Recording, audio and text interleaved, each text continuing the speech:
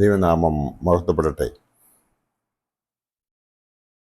കർത്താവിൽ പ്രിയ വിശ്വാസികളുടെ സമൂഹമേ, നിങ്ങൾക്കേവർക്കും പ്രഭാതവചനത്തിലേക്ക് സ്വാഗതം.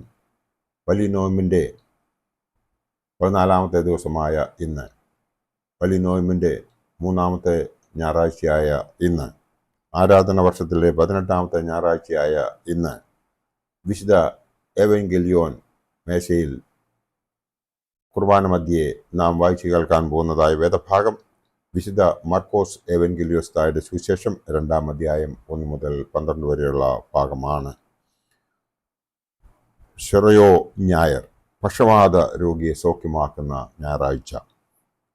കവർന്നഹൂമിൽ ഒരു ഭവനത്തിൽ വെച്ച് യേശു പക്ഷവാത രോഗിയെ സൗഖ്യമാക്കുന്ന സംഭവമാണ് ഇവിടെ വിവരിക്കുന്നത്.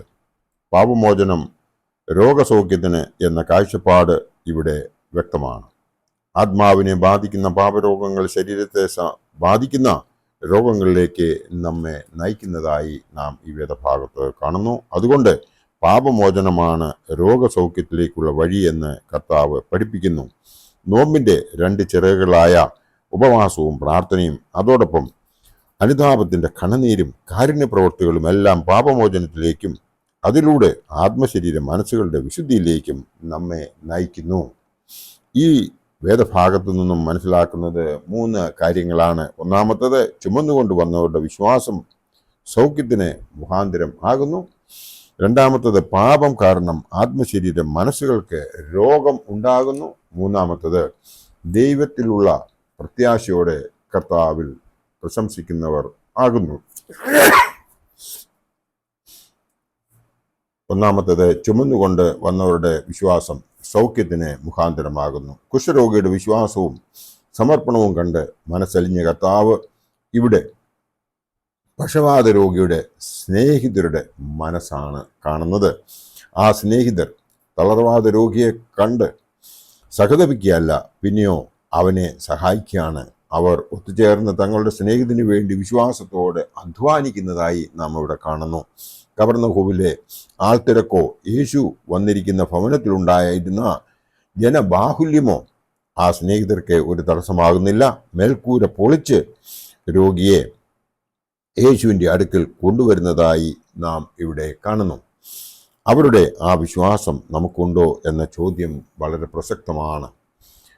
വ്യക്തിഗത ജീവിതത്തിന് മാത്രം പ്രസക്തിയുള്ള ഈ കാലത്ത്, കുടുംബങ്ങൾ ശിഥിലമാകുന്ന ഈ കാലത്ത്, സ്നേഹത്തിൻ്റെ ഈ വലിയ മാതൃക പ്രസക്തം തന്നെയാണ്.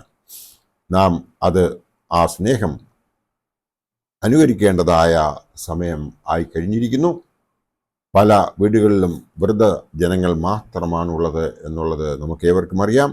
അത് മനസ്സിലാക്കി നാം സഹായ മനസ്ഥിതിയോടുകൂടി പ്രവർത്തിക്കേണ്ട സമയം ആയിക്കഴിഞ്ഞിരിക്കുന്നു.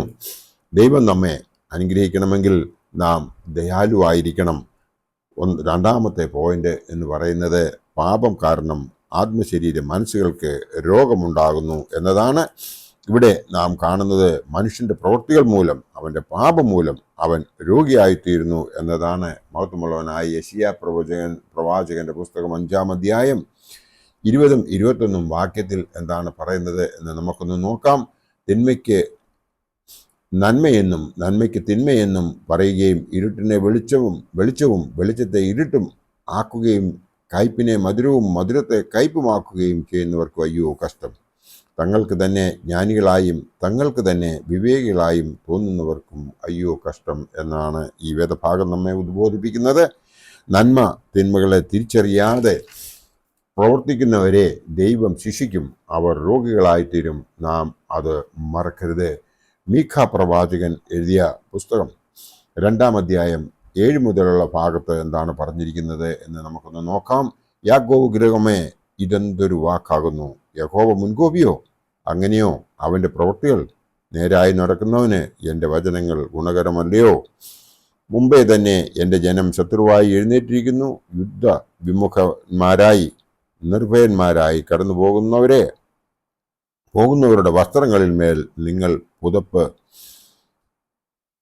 വലിച്ചെടുക്കുന്നു. നിങ്ങൾ എൻ്റെ ജനത്തിൻ്റെ സ്ത്രീകളെ അവരുടെ സുഖകരമായ വീടുകളിൽ നിന്നും ഇറക്കിക്കളയുന്നു. അവരുടെ പൈതങ്ങളോട് നിങ്ങൾ എൻ്റെ മഹത്വം സദാകാലത്തേക്കും അപഹരിച്ചു കളയുന്നു. പുറപ്പെട്ടു പോകുവീൻ. കഠിന നാശത്തിന് കാരണമായിരിക്കുന്ന മാലിന്യ നിമിത്തം ഇത് നിങ്ങൾക്ക് വിശ്രാമ സ്ഥലമല്ല എന്ന് ഈ വേദഭാഗം നമ്മെ ഉദ്ബോധിപ്പിക്കുന്നു. ഇവിടെ നാം കാണുന്നത് ദുഷ്പ്രവൃത്തി കൊണ്ട് അവർക്ക് നല്ലത് ഭവിക്കുകയില്ല എന്നത് തന്നെയാണ്. പാപമോചനം പ്രാപിച്ചവനോട് മനുഷ്യ, നിന്റെ പാപങ്ങൾ മോചിച്ചു തന്നിരിക്കുന്നു എന്ന് അരുളിയ കർത്താവ് അവനെ ചുമന്നുകൊണ്ടുവന്ന കിടക്കയെടുത്ത് വീട്ടിലേക്ക് പോകുവാൻ അവനോട് കൽപ്പിക്കുന്നു. പാപക്ഷമ നേടിയവൻ രോഗസൗഖ്യം പ്രാപിച്ച് ദൈവത്തെ മഹത്വപ്പെടുത്തി മടങ്ങിപ്പോകുന്നതായിട്ടാണ് നാം ഇവിടെ കാണുന്നത്.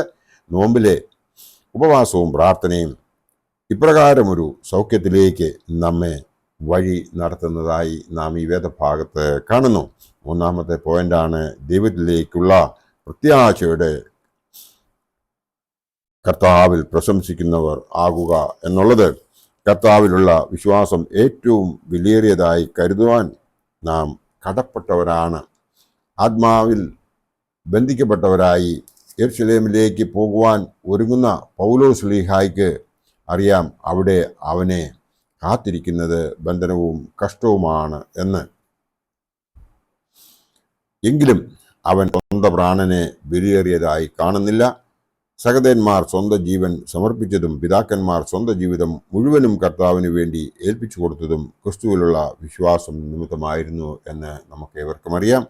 ആ സഹോദരന്മാരെ പോലെ, നമ്മുടെ പിതാക്കന്മാരെ പോലെ നമുക്കും ബാക്കിയുള്ള ജീവിതം നമ്മുടെ കർത്താവിനായി സമർപ്പിക്കാം. അതിനായി ഈ വലിയ നോമ്പ് ഒരു കാരണമായി തീരട്ടെ. ഈ വലിയ നോമ്പ് ഒരു ആത്മീയ തീർത്ഥാടനമായി നമുക്ക് തീർക്കുവാൻ സാധിക്കുന്നുവെങ്കിൽ, ഇതേവരെ നാം ചെയ്തതായ പാപങ്ങളെ ആവർത്തിക്കാതെ ചെയ്ത പാപങ്ങൾക്ക് വേണ്ടി പശ്ചാത്തപിക്കുകയാണെങ്കിൽ ദൈവം നമ്മളെ എല്ലാവരെയും അനുഗ്രഹിക്കുകയും നമുക്ക് ഒരു പുതിയ ജീവിതം കെട്ടിപ്പടുക്കുവാൻ സാധിക്കുകയും ചെയ്യും.